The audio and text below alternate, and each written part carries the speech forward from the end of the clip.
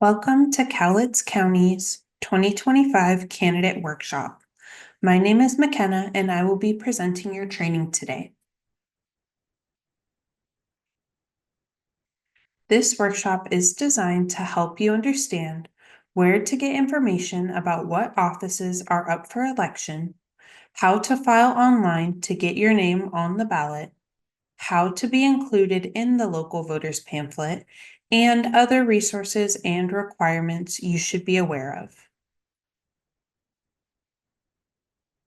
We should start by telling you a little bit about our office and who we are. The Elections Office is overseen by the County Auditor, Carolyn Fundingsland. Haley Johnson is our Elections Manager. Becky Fabian is the Elections Supervisor. Rachel Facer-Stone is the Lead Elections Deputy, and Katie and I are the Election Deputies. Please feel free to contact us with any questions. We are here to help. We want you to be informed. Use our staff, the candidate guide, and our website as resources. Be aware of important dates and deadlines. You don't want to miss the filing period or be unable to submit information for the voters pamphlet. Begin preparation now. File for office and submit voter pamphlet information by the deadlines. In fact, begin drafting your candidate statement now. One of the resources at your disposal is the Candidate Guide. The Candidate Guide includes important information about filing for office in Cowlitz County. The guide includes offices open for election, important dates, filing requirements and fees, rules and guidelines, voters pamphlet instructions for statements and photos, and contact information. We will talk more about the guide and reference it later in this training.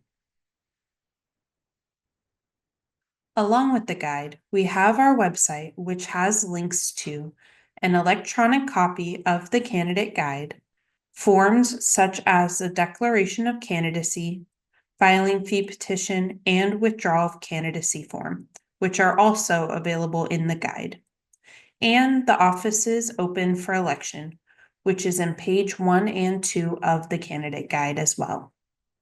Your first step is likely choosing what office you wish to run for. If you click on the link to offices open for election, you'll see a list of the offices that are open for election this year. The office name, the name of the incumbent, the term length for the job, and the filing fees are listed here.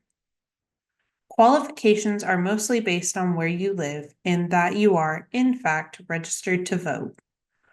Our office will verify your voter registration and that you are registered in the correct district when you file for office. Whether you appear on the ballot in the primary, the general, or both, there's only one candidate filing week. Filing week is held in May. The primary takes place August 5th of this year, and the general election takes place November 4th of this year.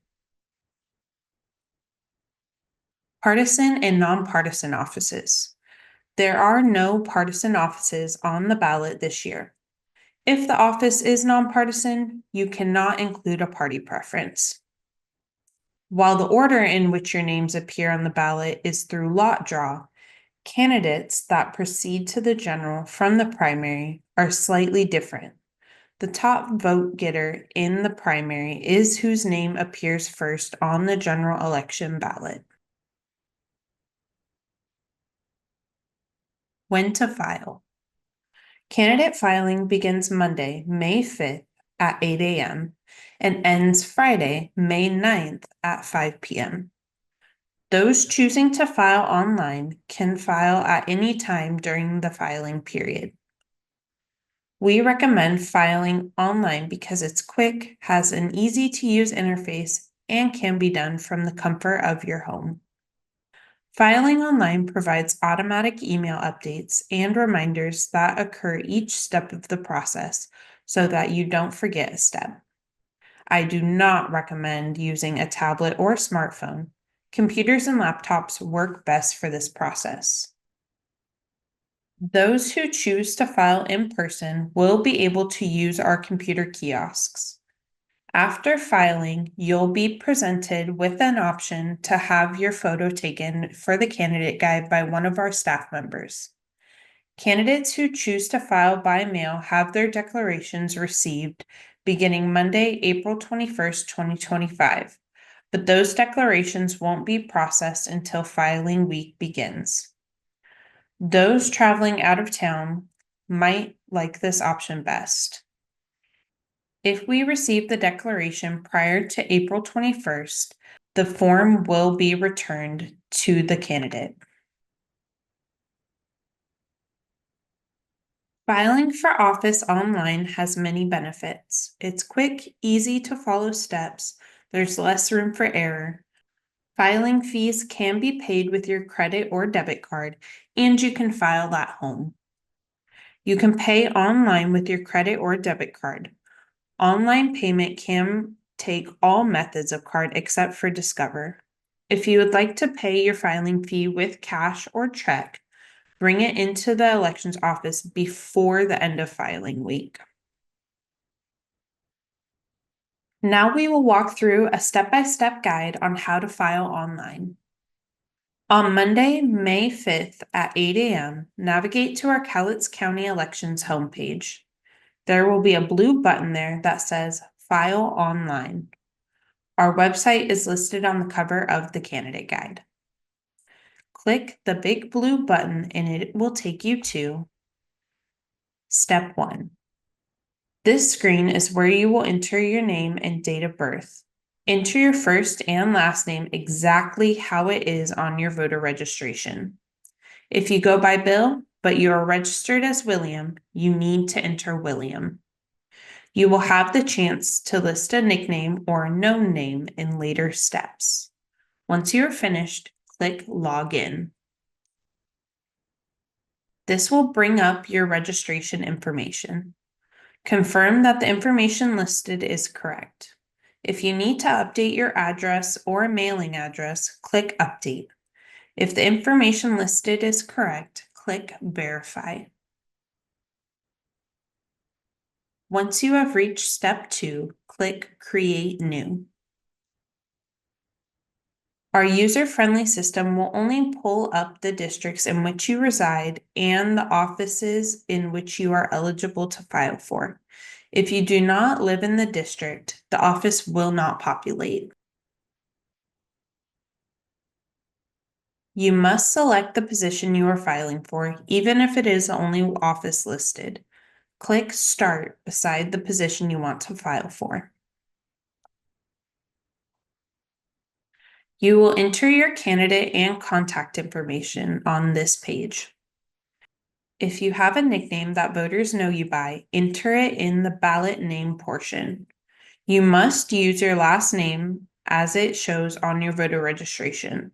For example, Rachel may be known to voters as Rach the Face. She would enter the name as it appears on her voter registration on the contact information section and can enter her ballot name as Rach the Face, Facer Stone. The contact information on the left side is how Cowlitz County Elections will contact you. The campaign contact information and the campaign mailing address portions, however, on the right are how the voters will contact you. Keep this in mind when using your personal email and phone number in the campaign contact information portion. This will be listed in the online voters guide as well as the printed local voters pamphlet. Please include some form of contact for the voters to reach you. They may have questions about your campaign. Click Use Address on File if you want to use the address from your voter registration for your campaign mailing. Some candidates choose to use a separate mailing, like a post office box, for example. Confirm that the information listed is correct. Double check your spelling. Filing fees are listed at the bottom of the candidate declaration. Some positions will have a filing fee and some will not. Those with the filing fees need to be sure to pay the filing fee either when you file or before the close of filing week on May 9th. Filing fees are non-refundable even if you file for the wrong office. Please make sure everything is correct. When you are certain, click Submit Now. Now you will read and affirm the declaration. Click Cancel if there's something you need to edit or update. Click I affirm the oath and I wish to file if you are ready to file for candidacy. Positions with a filing fee are redirected to the payment page. Now you may choose a payment method. You can pay immediately with your credit or debit card or deliver your fee as cash or check to Cowlitz Elections Office before the end of filing week. The system accepts all card types except Discover. Again, if you choose to pay later, make sure that the payment is received by the elections office before the close of filing on May 9th at 5 p.m. Again, filing fees are non-refundable even if you decide to withdraw your declaration of candidacy. Be sure to verify that you selected the correct office. If your position does not require a filing fee, you will automatically skip this screen and be taken to your candidate summary page. If you choose to pay later, this will appear on the page. Congratulations! You have officially filed for candidacy. This is your filing confirmation page. Print this page for your records and keep an eye out for a confirmation email. Click Log Out to end the session or click Candidate Portal to go back to your personalized candidate portal. Clicking Candidate Portal redirects you to this page. Notice that under Filing Status, it says Submitted. This means election staff have not yet approved the filing. Because you have already filed for a position, there's a blue text where the filing button would be. Only those filing for the position of PCO or counties with charter review commissioners will have the option to file for another position. If you choose to file for PCO, make sure to select the correct party when filing. You can return to this page at any time by logging into the candidate portal using your first name, last name, and date of birth. Once election staff have approved your filing, the status will say approved rather than submitted.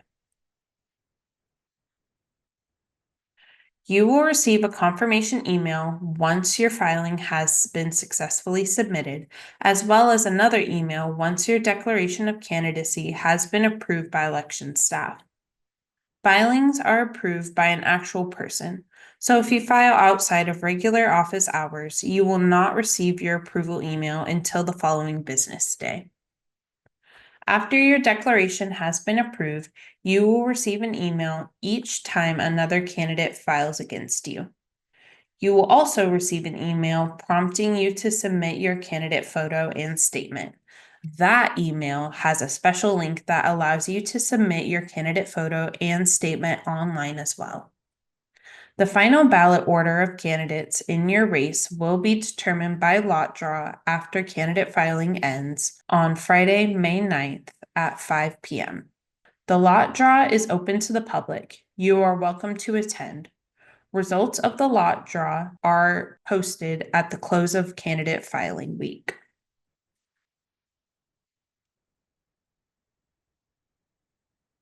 Let's briefly touch on filing fee petitions. Candidates who lack sufficient assets or income to pay the filing fee may instead submit a filing fee petition. Page 4 of the candidate guide has in-depth rules and information about filing fee petitions that you can follow along with. Candidates who choose to submit a filing fee petition must submit a paper declaration. They cannot file online. All signatures must accompany the paper declaration at the time of filing. No new signatures may be submitted later. Petitions must include a total number of valid signatures equal to the dollar amount of the filing fee. You cannot submit some signatures and cover the rest in dollars. Our office recommends collecting more signatures than you'll need, at least 25% more. Some may not be valid and it's a one-time submission. You can't go back for more signatures in the event that you do not have the required amount of valid signatures. If you submit your petition at 4 p.m. on the final day of filing and our office doesn't finish signature verification until 5:30 p.m., you run the risk of being unable to run for office if you have an insufficient number of signatures. You wouldn't be able to file once more because the deadline will have passed. Page 22 has an example of a filing fee petition page. They are also printable from our candidate resources page or from the Secretary of State website. On page 7 of the guide, you will find information regarding the Public Disclosure Commission. In general, the office you are running for and the amount of money collected determines your reporting requirements. Any questions related to PDC requirements should be directed to the PDC. Make yourself familiar with the PDC website. It provides online forms and answers to your frequently asked questions. If you call the PDC, a live person answers, not a machine. We have actually tested this. Let's talk voters' guides. Chapter 6 details the rules for submitting information for both. Both the online voters guide and the printed local voters pamphlets are used as tools for the voters in your community to learn more about the candidates on their ballot. They are published each election. It's an incredibly helpful resource, and it doesn't look good to voters if your section is blank. That's why deadlines are so important. If you miss the deadline for submitting your photo or statement, the phrase "no statement submitted" and "no photo submitted" will appear in both guides besides your name. The local voters pamphlet is a printed version of the online voters guide. One is mailed to each household participating in each election. Candidate statement and photo submission rules and deadlines are the same for the primary and the general election. Even if you do not appear on the primary ballot and instead advance straight to the general election, there's only one deadline, May 20th. Send us those photos and statements on time. Photos and statements do not need to be submitted when you file, although you may if you would like to. Regardless, the deadline for all candidate photos and statements is May 20th by 5 p.m. Late or incorrect submissions cannot be accepted. An email will be sent to all candidates requesting they submit their candidate statement and photo through the link provided in the email.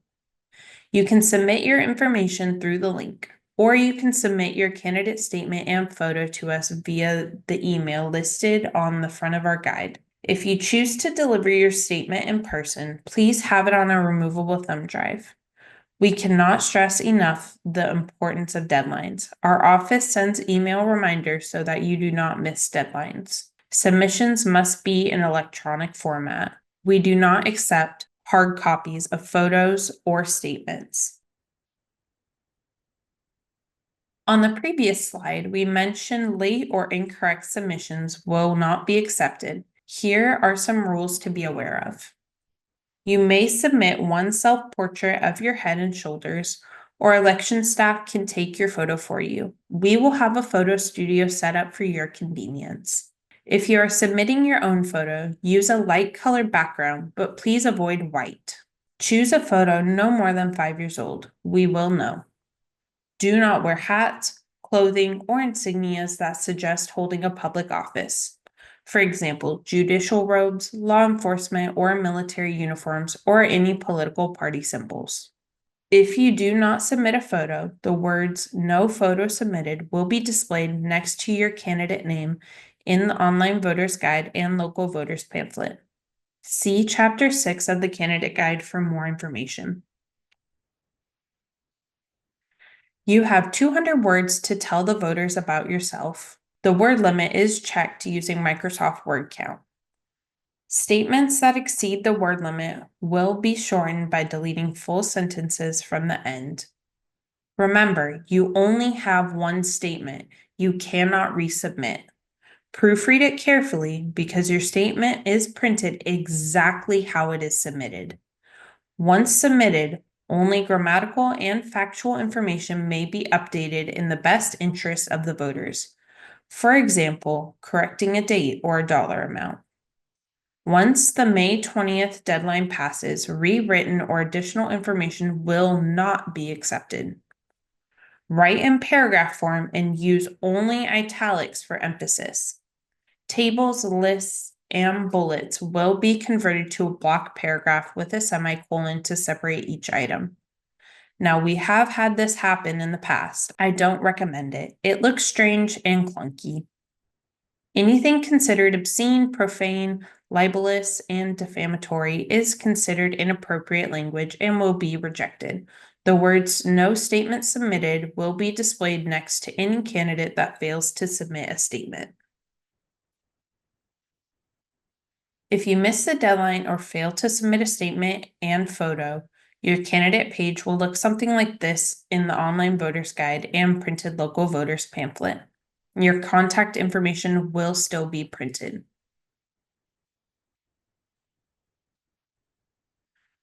Now let's talk about some of the tools in your arsenal to campaign with. One of the most recognizable forms of campaigning is the classic age-old campaign sign. These are a useful tool to show voters that you are running for office. It is the candidate's responsibility to contact the jurisdiction you want to place political signs in. Jurisdictions may have size restrictions, deadlines for removal, and possibly require a deposit. Check with them before planting signs. Contact information for jurisdictions is on page 12. Please call the jurisdictions for any questions, clarification, or to report potential violations. Our office will direct people with sign violation complaints to the appropriate jurisdictions because only they can enforce the infractions. Another useful tool is the election data request form. This is how you can learn about the voters in the jurisdiction you are campaigning in. Election data is available upon written requests and are for political purposes only. These requests are not for commercial use. Pricing information is available on the back of the election data request form, but electronic delivery is always free. We send the data via email in Excel format. It is important to note that the phone numbers and email addresses of voters are restricted information and are not included in any election data request, even if requested. Washington State also does not require their voters to register by party, so there's no political party affiliation that we can provide. Please allow 48 hours or 2 business days for processing any data request. What kinds of data can I request? Registered voter lists. You can request a list of current registered voters by specific district or full county. It can include voter history for up to 5 elections. You will receive the list in an Excel spreadsheet with each election year in a separate sheet. Candidate walking lists. Candidate walking lists are available countywide by district or by precinct. Information included in the walking lists are name, residential address, registration date, and voting history. This is used for what we call doorbelling. It helps you to go door to door to speak with voters and helps you to know who is an active voter in the area you are campaigning in. Matchbacks. Matchbacks identify voters who have returned their ballot for a specific election. Matchback files are available beginning 14 days prior to Election Day. This information can help save time and money by targeting. For example, you are going to be mailing out a campaign flyer. You requested a matchback file and see Jane Doe returned her ballot. You do not mail Jane a flyer as she has already voted. This in turn saves you money. Election night. At 8 p.m. on election night, we tabulate the votes and get the first unofficial results. If you are in the office at 8 p.m., you get a copy of results fresh off the printer. Those same unofficial results are posted to our website and Facebook page shortly after 8 p.m. on election night. Even if you're not in the office, it is quick and easy to get results. We post the updated unofficial results periodically until certification. Each time we post the unofficial results, there will be a date listed for the next update so that you do not miss it. Certification. Unofficial cumulative results are posted until the evening before canvass. The County Canvassing Board is an impartial 3-member team made up of the county auditor, the prosecuting attorney, and the chair of Board of County Commissioners. While election staff may challenge ballots, members of the canvassing board are tasked with reviewing all challenged ballots and making the final determination. Only they can reject ballots. Official results are certified after the canvassing board meeting. For the primary, canvass is August 19th at 1 p.m. For the general, canvass is November 25th at 1 p.m. Once the general election results are certified, our office will issue and mail the oaths of office and certificates of election to the election winners. Assuming office.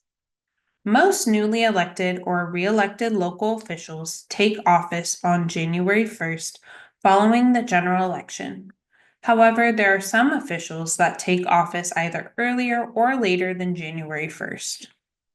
For example, Court of Appeals, Superior Court, and District Court judges begin the second Monday in January, but school board members take office the first official board meeting following the election's certification. Thank you for attending, and I hope you found this presentation helpful. Please contact Cowlitz County Elections with any questions. We are more than happy to help. Have a great day.